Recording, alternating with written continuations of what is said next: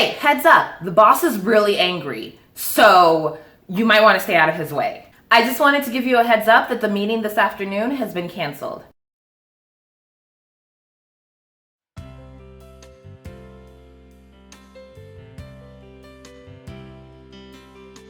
Hey, welcome to Let's Talk Context, American English idioms, phrasal verbs, and expressions.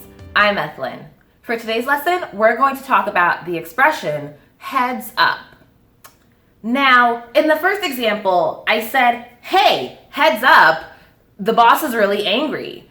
And let's say the situation is you're at work and your boss has been fuming, like really, really mad. And so your coworker says this to you.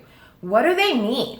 In the second example, I said, I just want to give you a heads up that something has taken place. So this suggests that I'm telling you, again, as your coworker, that there's been a change in what we're supposed to do, what's supposed to happen that day at work. So now, what does the expression mean?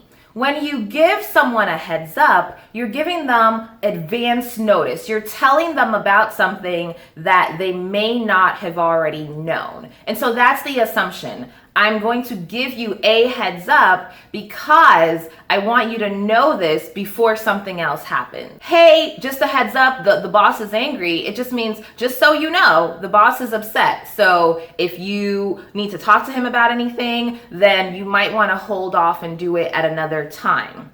Or, hey, I want to give you a heads up that the meeting has been canceled. It means, again, just so you know, in case you haven't heard, so you don't show up and you don't get upset because no one's there, this meeting isn't going to take place. There's been a change in our schedule. This is a great expression to use in the business context. You can use it in other contexts as well.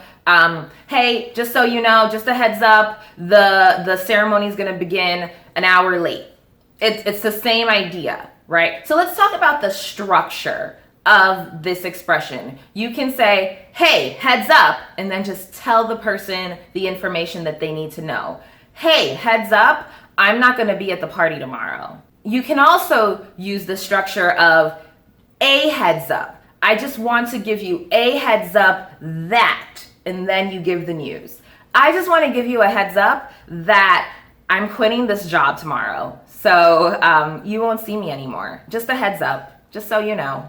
And be sure to use that because that'll help you kind of formulate that sentence so that you can get more familiar with the structure. So then when someone has given you that notice, they've given you that information, you can respond, thanks for the heads up. Thanks for the heads up. So now you're being very particular, you're being very specific. Thanks for the information. Thanks for the advance notice. Well, that's it for today's lesson. To learn more American English idioms, phrasal verbs, and expressions, hit the subscribe button. And thank you to a friend who submitted that expression for us to review. I will see you all later. Bye.